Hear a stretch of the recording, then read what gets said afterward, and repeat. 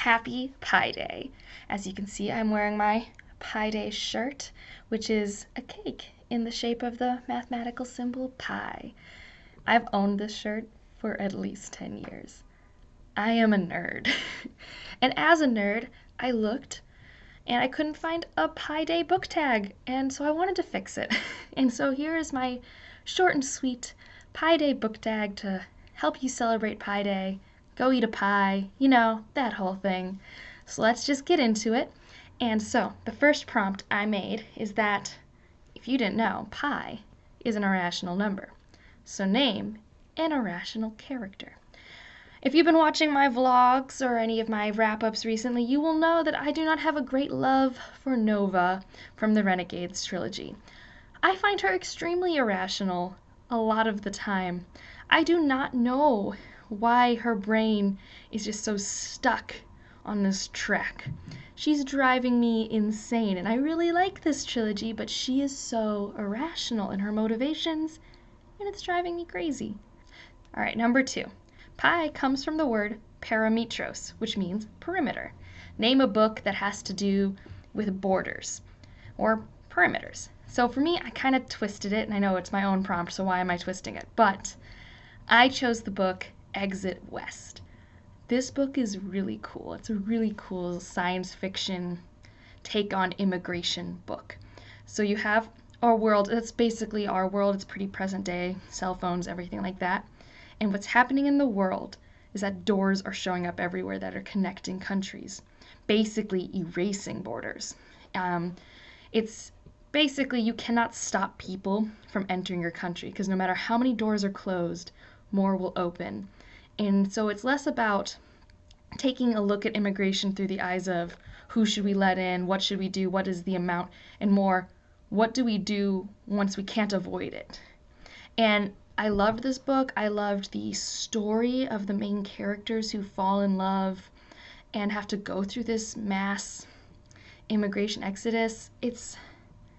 I read this book 2 years ago, and it still sticks with me. I was actually just talking about it with a coworker the other day. She's like, "Had you read X O S?" I'm like, "Oh my god, I did. It was for my book club." And I gave it 5 stars, and I loved it. So this one kind of is like, what happens if the borders go away? Number 3 is pi is a constant.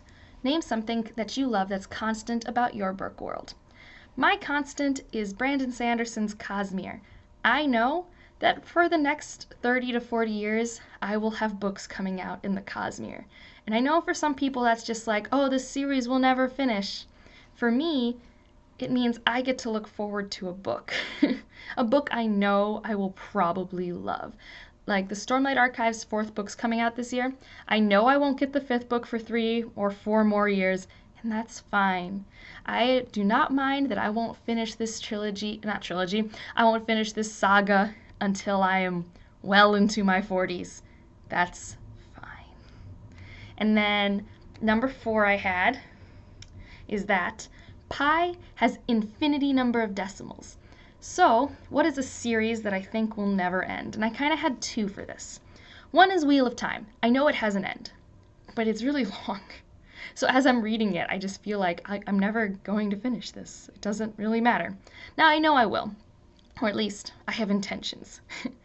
But the one I really feel like will never end is, and this is a low blow, but it's a Song of Ice and Fire. I really do not know if it will end. I have a feeling that he's wrote himself into corners and hasn't figured out how he wants to get out of it, and I can respect that. I'm not actually concerned about getting Winds of Winter right now.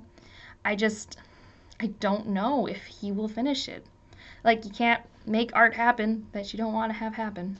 So, don't know. And then the last one has less to do with this pie and more to do with the food. And name your favorite pie and then relate it to a book that you think relates to it. So for me, my favorite pie is a sweet potato pie.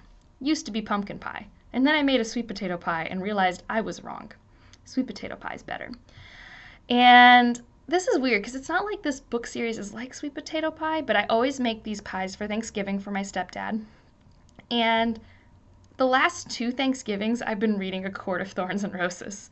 So it's kind of like I've conflated Thanksgiving with this like series that I love to just like stay up till 3 a.m. and read when I'm on my break. So it's kind of like that Beauty and the Beast retelling is just in my head, and then I don't sleep a lot because of A Court of Mist and Fury. It's just seems to be what happens to me. But yeah, so those were the 5 things. I guess the 6 is tag people.